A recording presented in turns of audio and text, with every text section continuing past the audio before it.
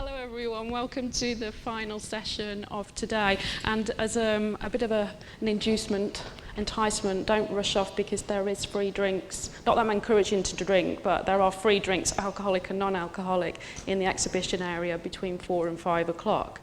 So I'm delighted to introduce our presenter, our speaker today, Dr. Nigel Payne. Nigel's got over 25 years of experience in learning and development. He used to head up learning and development at the BBC in the early 2000s and then left to start his own company. His interests are in learning technology and leadership, particularly around organisational culture and learning, which he's going to be talking to us about today. And following starting his own company as well, he's also written. Are they all published, Nigel? Your 3 books? Yeah. Three books. By real publishers. Yeah, brilliant. Thank you. Not photocopies available on Amazon. No, they're real books. Presenter of Learning Now TV, which is a monthly slot. So if you don't subscribe to Learning Now TV, I do recommend that you do. And also co-host of the podcast. I always forget the name of this. From Scratch. And also, roll call, fellow of the CIPD, the RSA, and a Maisie Fellow in the USA. He was made a visiting professor at Napier University in Edinburgh. And recently awarded a doctorate in professional studies from the Middlesex University. So please give Nigel a warm welcome. Thank you. I just had the cameraman giving me bad looks from the back because he can't get me if I'm down, but I will jump down and come and talk to you, but I'll stay up for a little bit. Is that okay? You got me now? All right. So the session is about organizational learning, and organizational learning has become a bit of an obsession, I have to say, over the last year. Started with my doctorate when I began to research what was being said about organizational learning in the 1990s and the 2000s.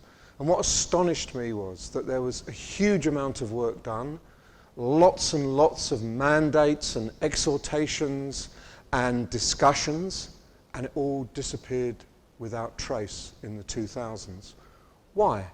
Well, I think the reason was that we became obsessed with technology, and we became obsessed with individuals and individual competence and individuals learning and individuals personalized learning and learning journeys and hypo talent and all of this stuff. And we forgot about the basics of organizational learning.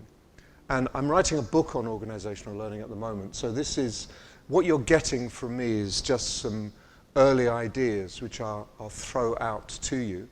But I really want your engagement today, so that if I say anything, you just look bored and I'll move on. If you want me to stop and go deeper, we can do that, but not to the point where I reduce everything to absurdium. I will try my best to keep it at a level where you have practical ideas you can take away.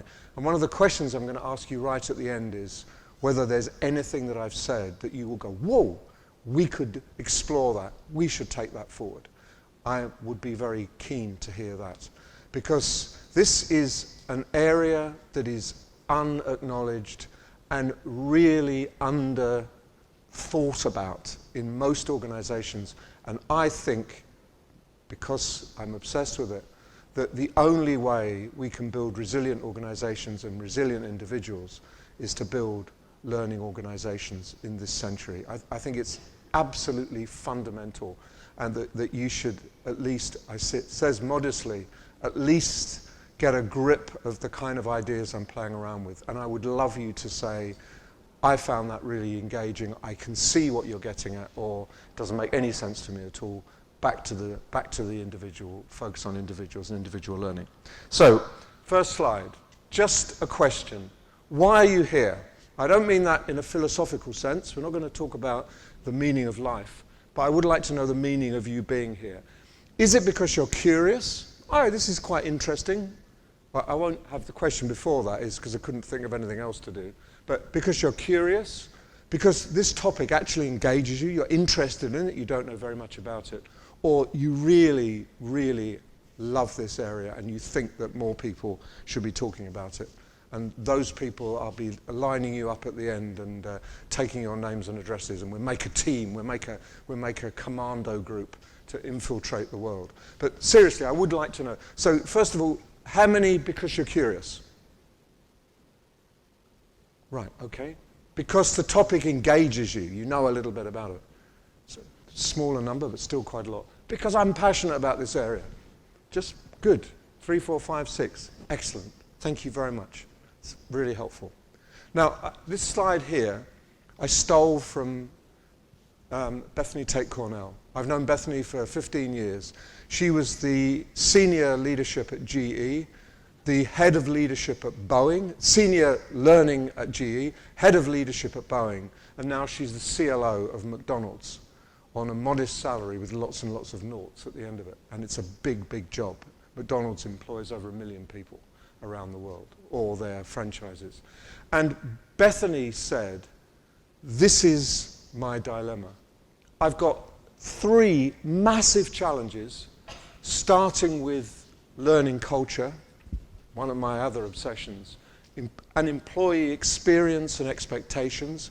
How can we create loyal, keen, enthusiastic employees in the kind of industry that she's working in now? How can they maximize the opportunities of digitization and take the staff with them? And if anyone's been to drive-through McDonald's where they remember, you put your whatever you put in and it remembers who you were and says, is this your regular order? Yes, click. You don't have to do anything. Just press one button and you're through. Or the whole process of sharing good practice and setting standards across the whole world, McDonald's world, but also building individuality, individual menus in individual countries, all of that stuff. She's grappling with the learning challenges.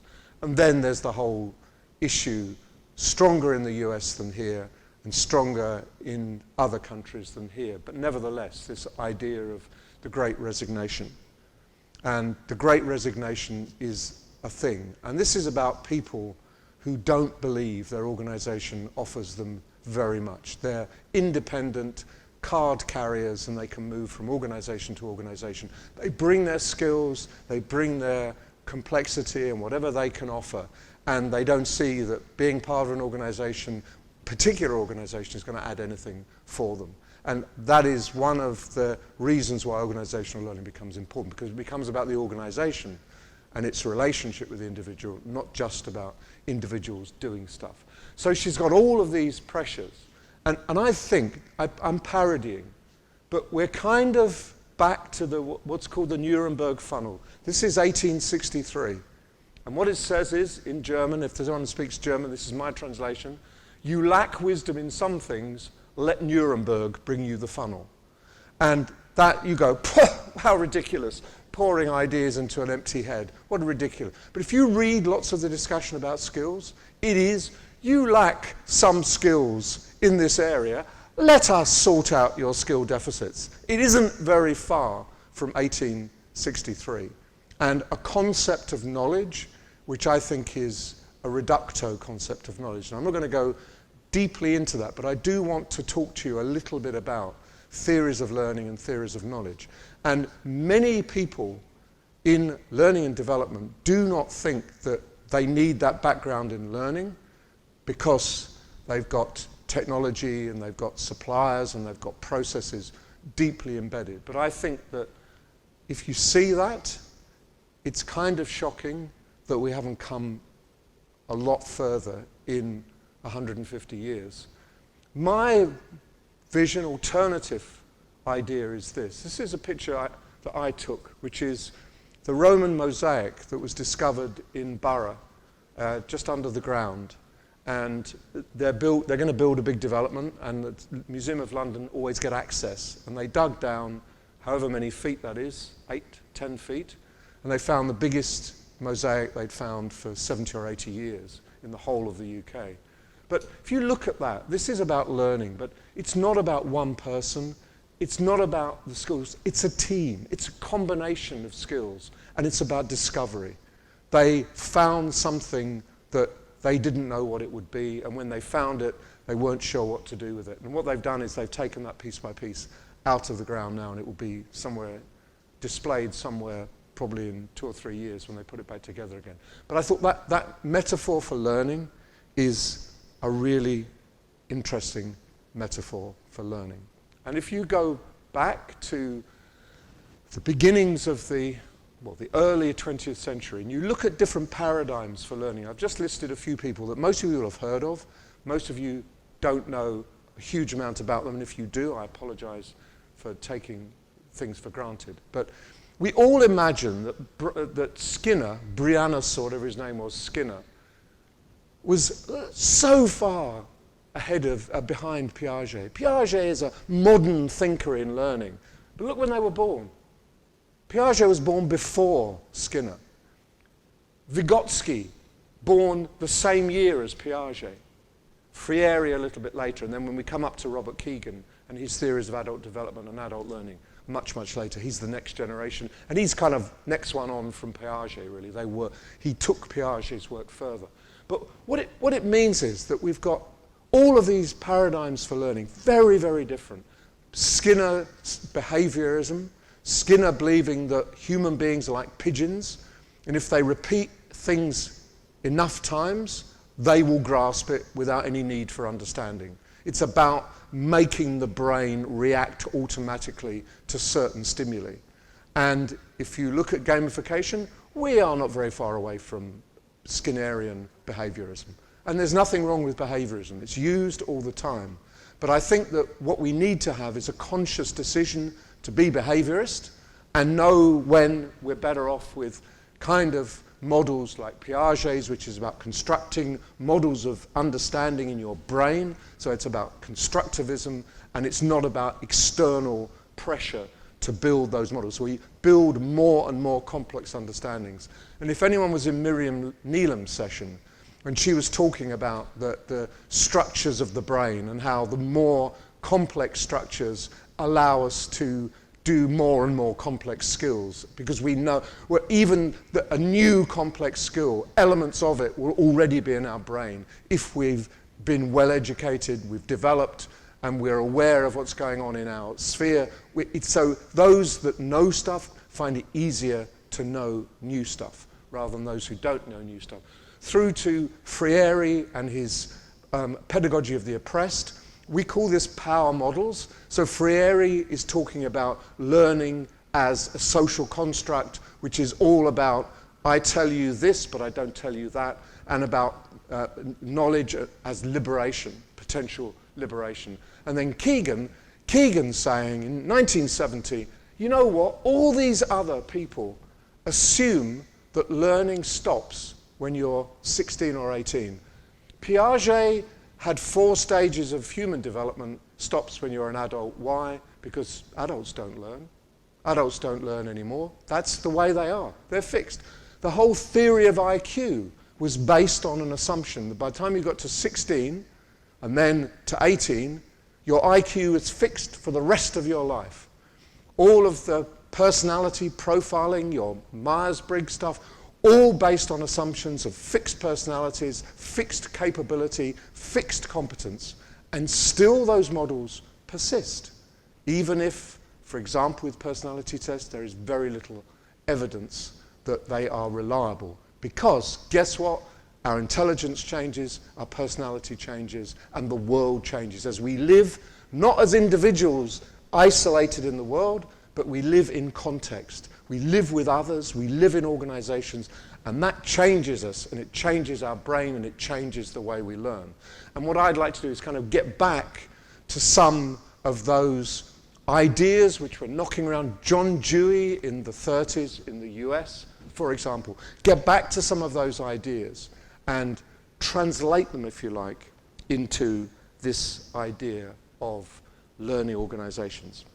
So, 2 things. I'm going to stop in a minute and ask if you've got questions, or you want to challenge me, or you want to discuss anything I've said. That we know enough to be able to do a lot better than we're doing, and to do it in more complex ways. But we've got caught in ruts, and when you're in a rut, it's an effort to get out of the rut and to make a new pathway, as anyone who's ever cycled in a muddy field will know extremely well. So, this was the model that I came up with when I wrote my Learning Culture Elements book. But I added in diversity. Because that was such an error of mine, such a mistake, that I didn't see that diversity must inform all other aspects of a learning culture. Otherwise, you just reinforce the message and you don't learn and you don't build learning organizations. But what it struck me when I was doing the research for this book was that trust, empowerment, and engagement, without those, there's no learning culture and there's no learning organization. And often there's very little learning, or it's very selfish learning. It's in order to get myself out of this place because I really don't like being here. And leadership that doesn't manifest those other three is leadership that is not effective, and it runs countercultural to what many organizations are trying to do. So the logic of this little diagram is very simple. That you fix the things outside, trust, leadership, empowerment, engagement. You focus on building collaboration and sharing. You create a sense of purpose and give people autonomy within constraints, and the learning kind of takes care of itself. So the learning culture is at the heart of a whole range of other things which have got nothing to do with learning, or not very much to do with learning. But if you focus only on the learning, you're missing the opportunity to transform the organization rather than focus on individuals. So you see the kind of stages of my thinking getting me towards organizational learning. I realized the more and more I talked, the more I read, the more organizations I visited, that if you just narrowly focus on these are the programs that work, this is the skill deficit that we will close or bridge by offering these courses, was missing the point about creating capability in organizations. Capability is not about individual competence, it's about networks and connections, just as Miriam showed with her diagram of the way neural networks behave. So I began a thinking process, and I was helped with this little model from Deloitte from 2018. And what Deloitte said, they don't say it a lot now, but I think they were on some. They said the modern organization is actually a social enterprise. The modern organization is all about both increased engagement with the outside world and increased collaboration on the inside. And bring those two together, and you end up with what they call a social enterprise, which is a network of teams. It's symphonic. So in Deloitte, we're no longer functional organizations. We are building symphonic organizations. And if you say that in public in most company, that's lost your audience immediately. So I'm not going to use the term symphonic. It doesn't help really. But I do think the idea of social enterprise, you focus on the social learning, social collaboration, working together, solving problems together. And because issues become more complex, they go beyond the realm of any individual, including someone with the name CEO stuck on the door. You need something greater to build some framework out of uncertainty. Uncertainty can't be resolved by someone saying, do this. And until you have that debate about we don't know, we will try to find out what we do best. Life is tough. It's very, very difficult. And one of the problems that I've had, one of my difficulties with some learning teams, is that they are all about certainty and simplification and knowing and translating that to the individual. So this is what you need to know in a world where that's just not true anymore. What I'd rather see is organizations that focus on what we can understand by debate, by investigation, by fieldwork, what we can do together to make decisions that may or may not work, but we'll experiment, and if that doesn't work, we'll try something else. And eventually, you find that direction, and you get your way out of hugely complex and difficult situations. And interesting, 2 weeks ago, I did a whole evening with colleagues in Ukraine. I was astonished. They asked me if I would help them Because in Ukraine, the Ministry of Culture is trying to prepare organizations for post-war relationships and structures. And what they want to know is more about how Western organizations function. And they wanted to know about how Western organizations develop competence and so on. It's absolutely amazing.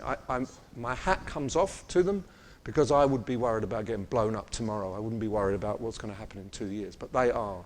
Now, what they're saying is that everything is unknown. They can't plan anything because who knows what on earth is going to happen in Ukraine tomorrow, tonight, they're alone in 2 years. But what they do know is if they think about it, talk about it, envision it, start to build structures that might or might be useful, they will be ready at some point to move forward. And they are looking at how we can make our organizations more attuned, more intelligent, and more able to overcome the kind of catastrophe that they're focusing on at the moment. So I had 98 people on the call. I thought they were amazing, hugely inquisitive and curious, but overly, massively optimistic. I would find it very hard, I have to confess, to be optimistic in those circumstances. But talk to them about uncertainty, or this program will get you out of this, and they will be out of the room in 2 seconds. That's not going to help them at all. It's the skills, the models of mind that allow them to align together to work out what are the options and what is the best option, the least worst option in the current circumstances that might change in 2 weeks' time. And when it does, we'll come together and we'll try to solve that problem. So I really think that we have to start thinking differently about the way we treat people and the way we explain the world. And we need to lead people into complexity. And Wenger said, communities of practice are not about the delivery of certainty, but a debate and challenge around uncertainty. And he said that 20 years ago. And I think he's right, more right today. We need communities, we need community learning, and we need people, their brains to light up. Because we need everybody's brain in the room, not just someone at the front or someone who has a title or someone who's the head of a department, because they're not going to make it. I think as we go through the kinds of ructions and transformations that are going to occur, whether we like it or not, economically, technologically, in terms of markets and so on, we're going to need everybody. And you are not going to get that if you focus on, I will build a competency profile, you need to do these 12 competencies at these 4 levels, or this level at each one, and here's your map, and go away and do it.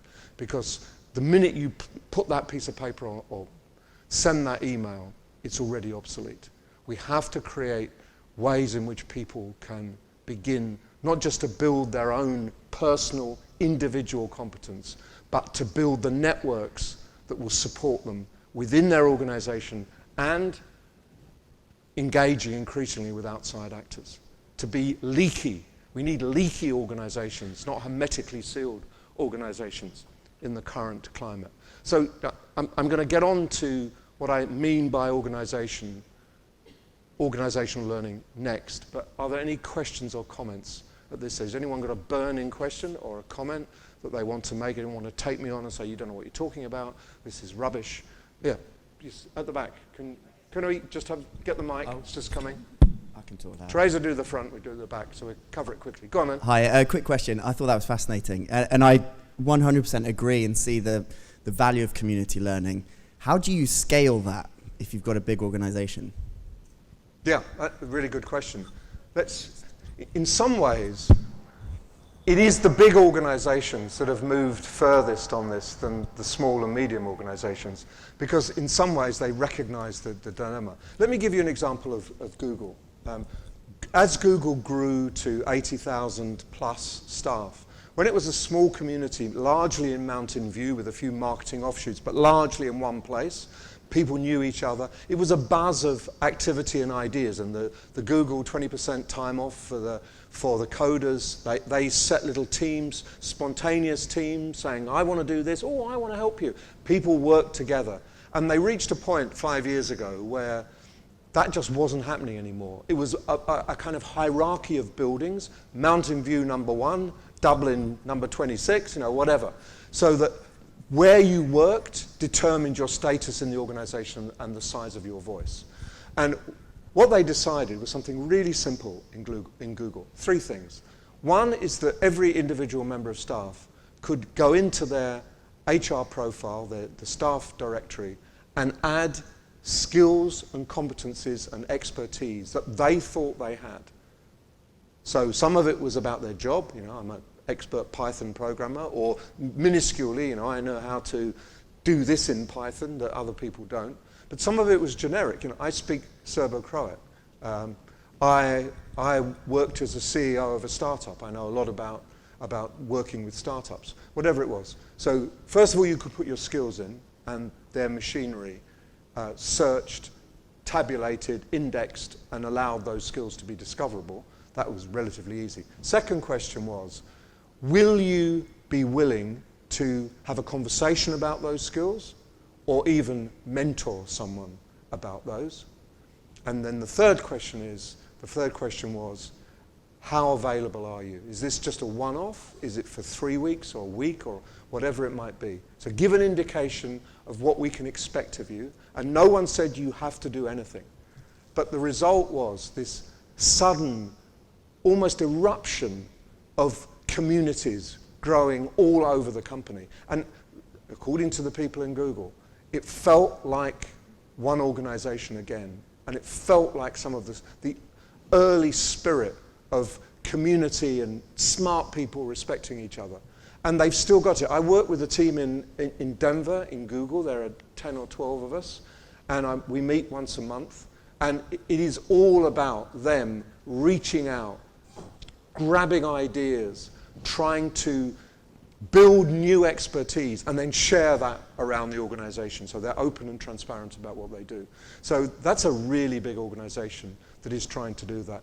And if you pick one of the previous slide was Deloitte's. If we pick Deloitte's, they have 250,000 staff, maybe even more than that. Every time you blink, it's another 100,000. They incessantly recruit. And in Deloitte, if you call in Deloitte and ask them for help with anything, they're not going to say, oh, don't really know anything about that. Call up Ernst & Young. They're much better at it. They will say, yeah, we know all about that. No problem, we'll get a proposal to you. They don't go out and say, what do we do? They get out and they put out a call saying, who's had experience in this area? And they build an expert team almost instantly. And they look at the reports and the models and the things that they've done before, and the local team who are charged with that read through that stuff and try to learn from it and phone up people and ask questions and generally produce their unique offering based on their profound and deep knowledge all around the world. The big consultancies rely on their reach. They don't rely on the genius of an individual partner, because however big a genius they are, there's no way they can know everything about everything. So that the Deloitte in London cover everything that anyone could possibly answer them. They may know a hell of a lot, but they also need to learn from wherever, all over the world. And one of their strengths is that ability to build an instant expert group and set up some kind of community of practice. And when I was in the BBC, we set up communities of practice, and we ended up with over 1,000 of them, which is unbelievable. I thought we'd aimed for 7. We ended up with 1,000. And the reason why we managed to do that so successfully is that there was a desperation to share and be open about expertise. So there was for example, there was a community of practice on cameras. At a time when cameras were going digital, there were huge questions about what you bought and why you bought it and what it did. And this group came together and they were unbelievable. You had any question about any camera, they could help you, they could fix problems with whatever white balance or whatever it might be on a Hitachi or a Sony. Previously, the BBC only had one camera. It just bought these cameras because they were the ones, and they were BBC standard. But we broke into this world of many. You could buy what you wanted, but then it creates the problem of how do you develop expertise in those areas? And that was the answer, that we needed that coming together from everywhere, not just in London, because the expertise for a particular problem in a camera might be in Scotland or in Washington.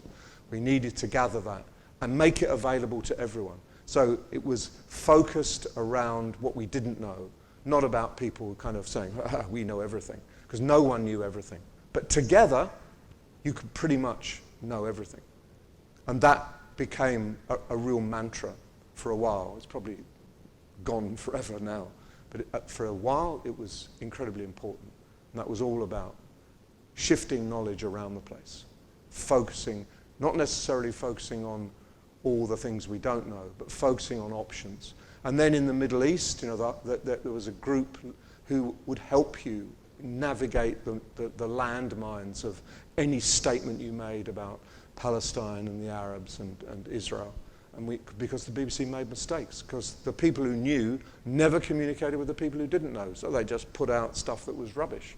And we sorted that out as well by building a learning community around those issues that anyone could draw on and build their expertise. So it does happen in big organizations, but it requires conscious structures, and it absolutely requires technology. You can't do it by flying everyone all over the world to talk about one thing for half an hour, but you can do that with technology. You can set up. The key thing is not the geographical spread, it's the mental attitude that gives people permission to talk to anybody whenever someone has something interesting to say. And in most organizations, maybe you're all unique here, but in most organizations I've come across, that is extremely limited. Don't talk to them. You can't talk to anyone in Ireland. We don't want to talk to them. You can't go there. This is our group. Focus on your team. Focus on your KPIs. Everything else is irrelevant. They're struggling. We don't care because we're not struggling. And that mentality is dominant, and I think it's really cancerous, really. And if you look at the shift in Microsoft, it's one of my case studies later, but what Microsoft did, Nadella did, was unlocked Microsoft's knowing.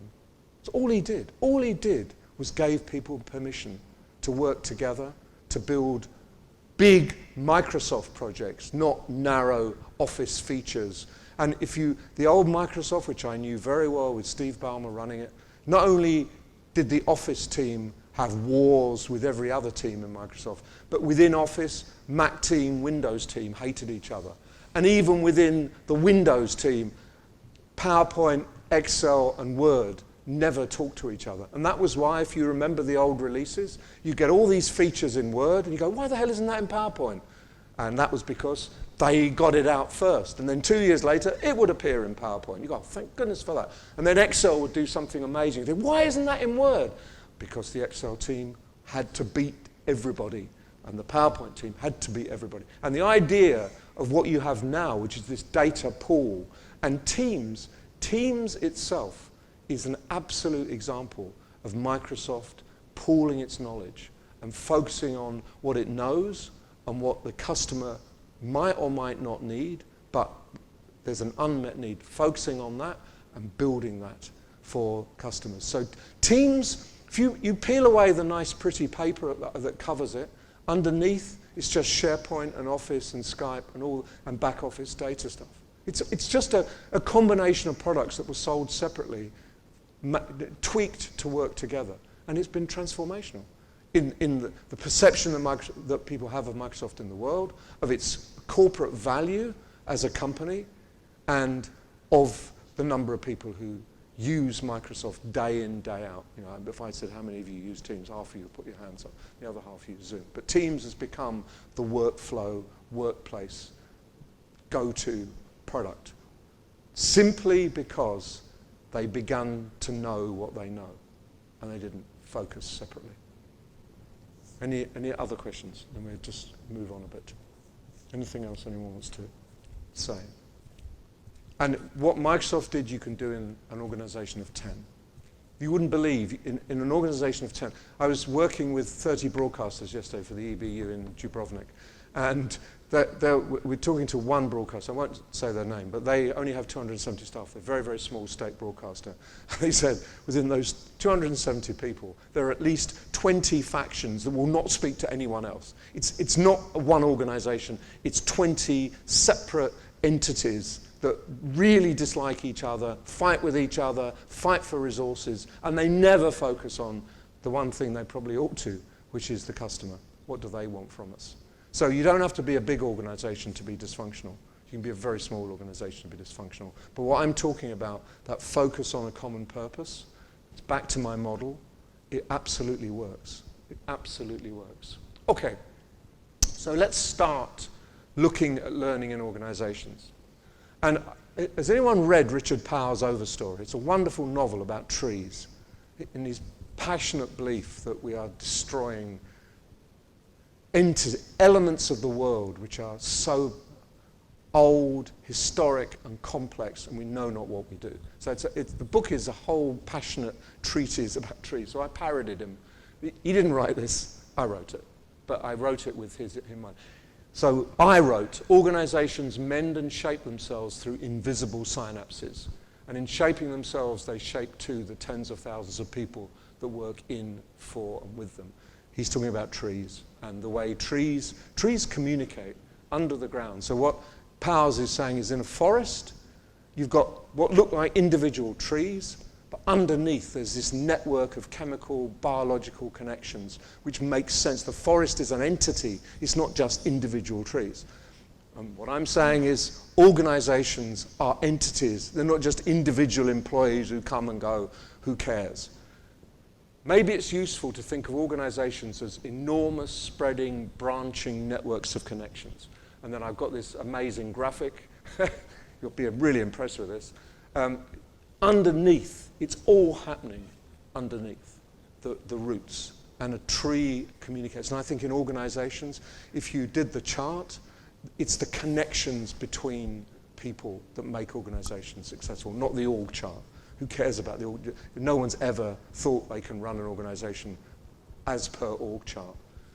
And often groups form and disform or unform. The problem is that if there's no conscious effort to make those connections and build those connections, you don't get the benefits that come from making an organization a learning organization. So, my stupid idea is that learning happens in the space between people. And in a learning organization, if you're unbelievably expert and you leave, you are plugged into, someone else plugs in. It's absolutely okay. You will not lose very much. In a non-learning organization, someone leaves, everything is a catastrophe because they know everything and they don't share it. So in a learning organization, the individual is less important than what we know collectively. And if you work in an organization where every day you get up and you really want to go in there because there's such a buzz, because you get that amazing sense of the expertise of your colleagues who will help you, will help solve your problems, you'll help people. People like helping people. That's natural human instinct that is smashed out of most people by most organizational cultures. And therefore you dread going to work. Therefore, you would never admit you don't know something because that's a weakness. You will never take the blame from anything you do. You'll manage to switch the blame to someone else, and you end up with a massive waste of human energy and activity covering your ass, essentially, making sure that no one can put the finger on you and doing what you can to pretend that you add more value than you really do in reality. And we end up with this delusion that it's all about me and it's got nothing to do with the rest of the organization. And we get the organizations we deserve. People build their careers around dysfunction, aggression, covering their backside and blaming everyone as possible. And if there's anyone in this room who's going, what is he talking about? That's absolute rubbish. I'd be absolutely astonished, and you can challenge me in a minute. Organizations can be horrendously bad for your health, mental, and for your psychology and your psyche, and they can be the most life-giving things available. And it's nothing to do with whether you're a high-tech or whatever. It's just the nature of the organization, where if you get people to give up their discretionary effort for you, it's like magic. That differentiates 20 organizations who are efficient and effective, do the right thing. The one that has managed to unlock discretionary effort is the organization that's going to shine. I absolutely guarantee that. So in a learning organization, learning happens in the space between people, and it's difficult to organize that, but it's possible. And again, if you look at self-determination theory, which is 20 or 30 years old, conceived in University of New York University, Syracuse and Albany branches, what they came up with was this idea about motivation. And it's all to do with autonomy, the feeling you're willingly giving of your effort, and you're being endorsed in your behavior. People pat you on the back and say, you're great, keep doing it. Competence, that you're a master of your domain, and you continue to learn to maintain the mastery. And relatedness, which is feeling connected, being part of a community. Those three things, autonomy, competence, and relatedness, are the basis of motivation. And there's so much research on that. You put in self-determination theory, there are 1,000 papers that will back that up. That's good research. And if you have read Dan Pink's Drive, Dan Pink stole that and he turned it into autonomy, mastery, and purpose, AMP. It's pretty much the same thing. He chose purpose rather than relatedness. Relatedness is really important. It's all about that community, building communities in organizations. And that's when people feel special. That's when they want to get up in the morning. That's when they feel that they're plugged. It's like they're being plugged into a brain, an organizational brain. So my theory is that organizations are like our brains, that you have, give or take, 100 billion neurons in your brain. But that doesn't make you smart. And brain mass doesn't make you smart, otherwise an elephant would be unbelievably smarter than you, and an elephant isn't. However smart they might be, we're smarter. What makes us smart is the connections between those neurons. Each neuron is capable of 1,000 connections. And the more we use those brains and fire those connections and make those connections, the more they reinforce, the more other connections we can make based on those connections. That's what makes us smart. And we know that, and there's, again, masses of research evidence on where our intelligence comes from. And it is not just because we've got bigger brains. We've got a bit of our brain that other animals haven't got at the front, cerebral cortex, but nevertheless, it is based on connections. And I would argue, maybe going a little bit too far, metaphorically, that in an organization, it is the connections in the organization that make organizations resilient and makes them smart. The more connections, the more each bit, the synapse, each one, the more that synapse feels connected, the more protected. So, that's my slogan. Get connected, feel protected. It's the way in which organizational resilience is built. And if you can build organizational resilience, you can't do that without having resilient individuals. But you can't expect resilient individuals without the resilience in the organization. It's just impossible. It's just impossible. So therefore, I guess what I'm saying almost is that a learning organization is the next stage of organizational design. It's the next way in which we will manifest work, and the next way in which we will add value as human beings by building those communities and focusing not on the individual, but on the community. There are examples, but there's not a lot of examples. Teresa, have you got an example? Good, if you could. Do you need a mic? I'm oh yes, of course you are. Sorry. Yeah, it's probably a lesser known organisation that I worked with back in 2019, 2020 as a consultant, a company called DNV. They're Norwegian, about 12,500 people around the globe. They're in over 100 countries, and they work in risk and assurance. So they're in sectors like maritime, energy, oil and gas, digital.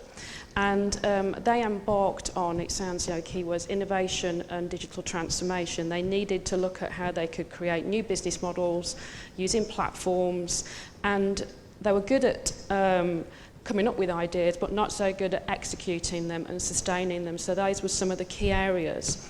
They looked at data across, I talked about the external learning, looked at their customers, they looked at competitors, they looked at all their internal data around their leadership, what the leadership makeup was, whether they got the skills necessary to work in those different ways. So what they did is they started then with the senior leadership, but they quickly realised they needed to cascade that as learning across the whole organisation.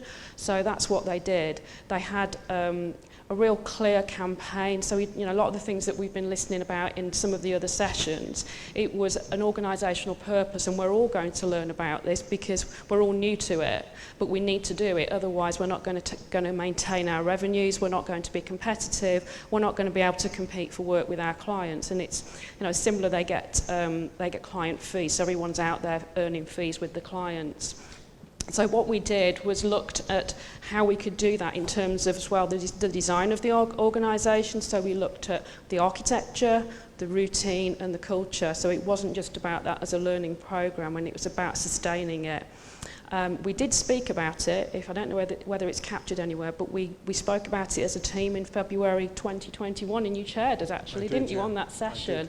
But what it resulted in, quickly to summarise, is that learning across the organisation. When COVID hit, they were able to quickly, the word pivot, because they'd developed that knowledge, so they were able to develop quickly and twist around the pivot their business platforms, etc., and deliver value, and their revenue actually increased during COVID, and I'm working with them again at the moment on some other projects, and they've sustained that revenue.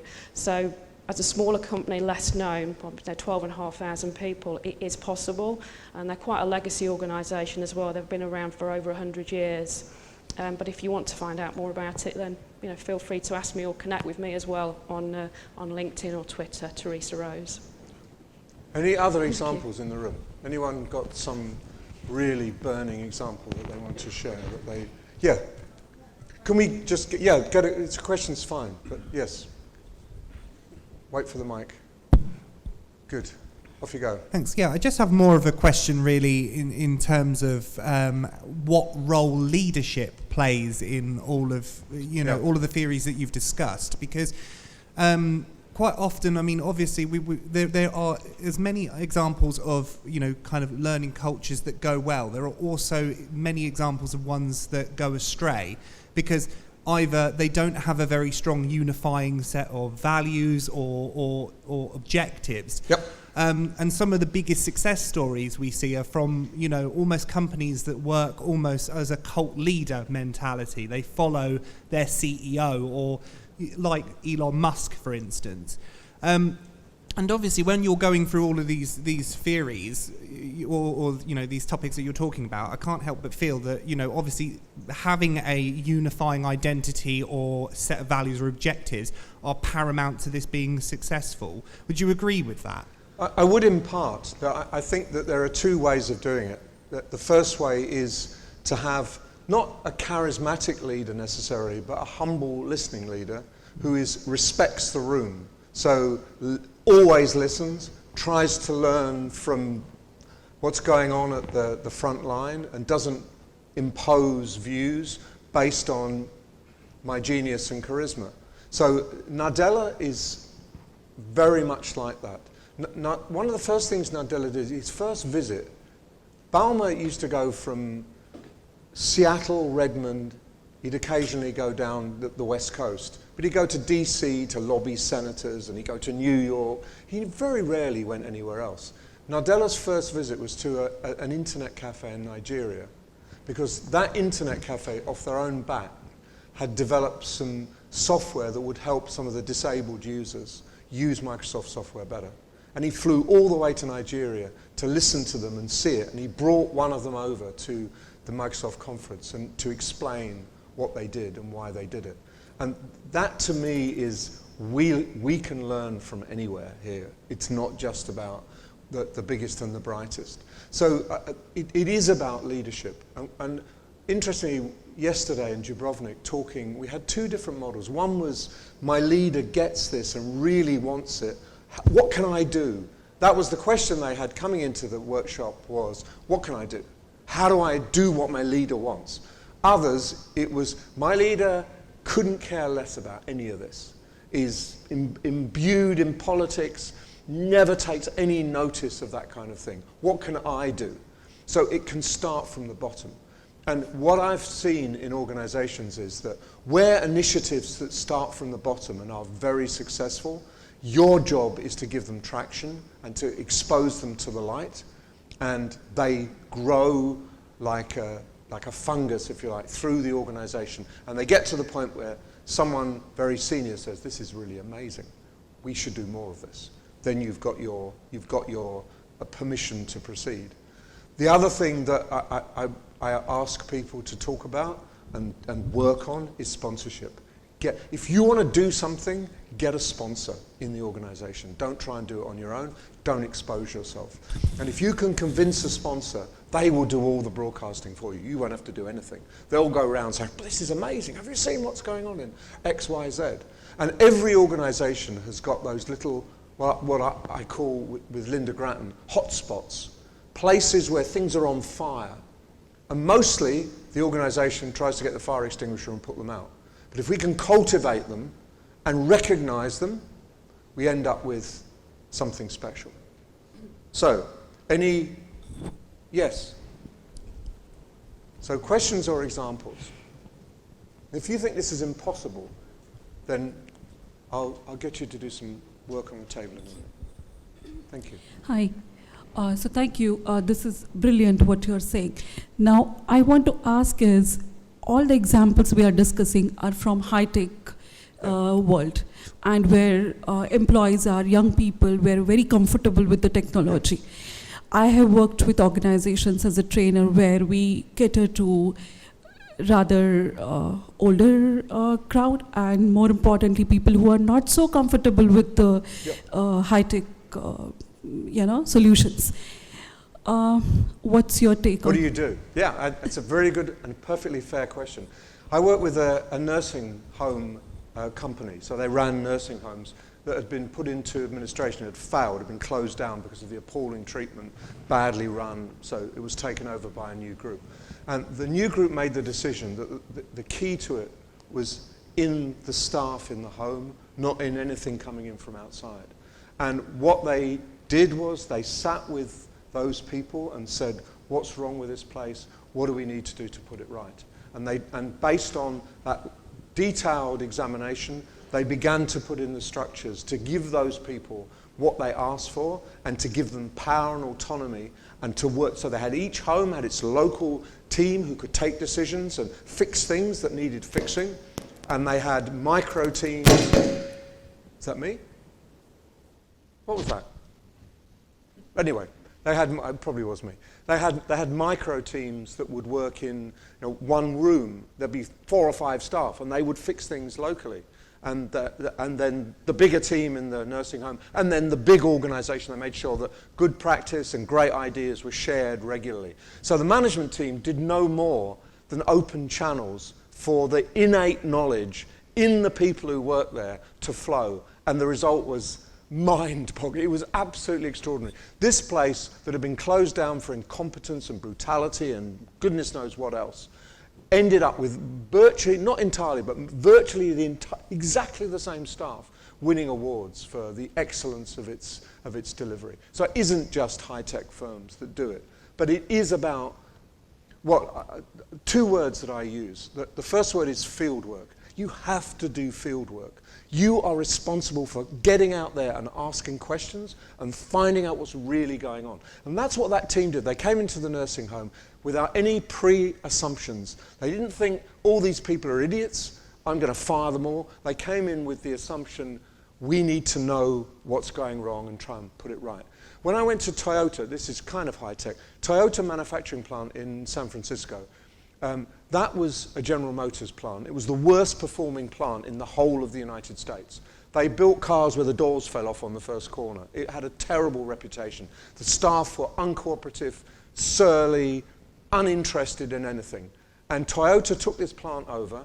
It took the debts and the staff over, and within 2 years it was building the best cars in America. How do they do that? And I talked to the general manager, Japanese guy, and I said, how, it's like a miracle. How did you do this? He said, it's really simple. We simply had to talk to the workers and help them learn how to build cars, because they didn't know how to build cars before. So it's just, and it was all about empowerment, local teams, and all over the factory there were cords hanging from the ceiling to stop the production line. In General Motors days, if you stopped the production line, you were fired or you were disciplined. You never stopped the production line. In Toyota, they said, every car we build here is perfect. And if you suspect that it's not perfect, stop the line and fix it. And when the line stopped, all of the teams got into these little workstations. They had little round tables, and they sat round and they worked on what was going wrong, what they could do better, what difficulties they faced, what was happening with parts, and so on. And they relayed those conversations back to the managerial team. So if the parts weren't good enough or something was going wrong, they would anticipate problems. So they didn't stand around doing nothing when the line was down. And it only started when the person who pulled the cord thought that they could now continue to build perfect cars. We go back to trust. We do go back to trust, and we go back to respect. You respect the people in your organization. How many times have you talked to someone wherever and they go, yeah, that's obvious, but as if they're going to ask me what I think? How many times have you had that? Again and again and again. In other words, they're low pay grade. We don't trust them. We don't listen to them. We tell them what to do. And the result is you end up with rubbish. You build rubbish cars. You build rubbish everything. And I remember when I was in the post office, I was queuing for something, how unlikely. I was queuing in the post office to get my mail from a mailbox. And this guy came, there was a massive queue. This guy came out and he started saying, yeah, can I have your card? Can I have your card? So he joined the queue, and the queue moved much quicker. This guy came out, and I saw him call this bloke over, who happened to be a black guy. He called him and said, what the hell do you think you're doing? And he said, just there's such a big queue. Did anyone ask you to do that? He said, no, I just thought, what is your job? Is your job standing in there and helping the queue? And he's whispering loud, aggressive whispers. And the guy's saying, no, I just want, don't you ever do that again. Get back to your workstation. And the guy handed the cards that he had in his hand to someone else, walked back into the door, and the doors closed, and I never saw him again.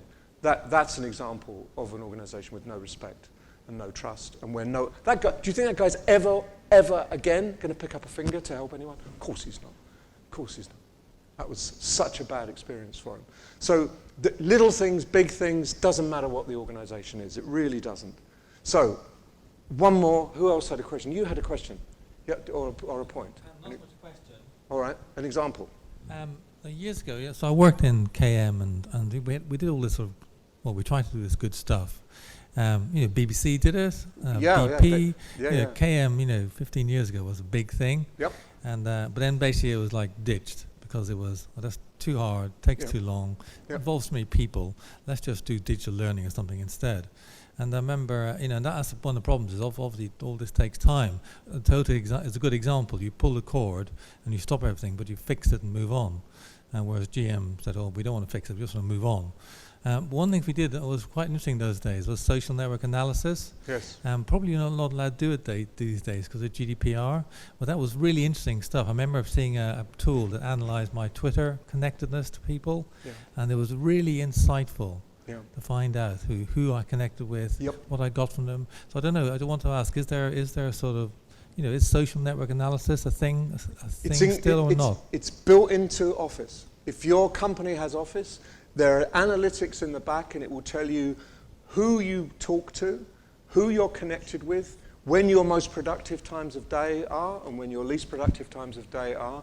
And it will do that for you, for your team, and you can scale it up for the whole organization. So yes. Now, how many people use that? Not many companies even know about it. They're alone use it, but it's built right into the operating system in Office, or in the plumbing around Office. So yes, we do need to know these things, and yes, it's extremely helpful. But we need to do it slightly differently than we did it before with social network analysis, which was a complex thing where you came in. You need it on a minute-by-minute, instant basis. Where are we going in an organization? And if you're a senior executive and you have no idea where the hotspots are, where all the comms are coming through, then you are crazy. You're just wasting so much effort trying to do things that are impossible or to ignore things that are staring you in the face. And what's absolutely clear is social network analysis it's like all the connections in the organization. It's never the hierarchy. And you'll find that there are 4 or 5 people who are critical to the organization because everything you ask Bill, ask Mary. She's the one who knows. How many of you go, oh, just don't know, ask Mary. What you need to do is bring that out and share it around the organization, not simply bury it and keep it as a kind of secret code. I remember my first week in the BBC, someone said to me, you know, Nigel, don't try too hard. It's going to take 8 years before you know how to get anything done in this place. It's a bloody nightmare. And I understood what they, within a week, I understood what they meant. There was always someone who knew, but you were never given access to that until you reached a certain point of acceptance or whatever it was. Now, if you can bring all that out and make it obvious, you increase productivity massively. So we have minus a minute. Learning organizations are potentially unbelievably powerful. And they make people happy, and they get things done, and they solve problems. Why aren't we doing more of it? That's my final question. Thank you, Trace. Thank you very much, Nigel.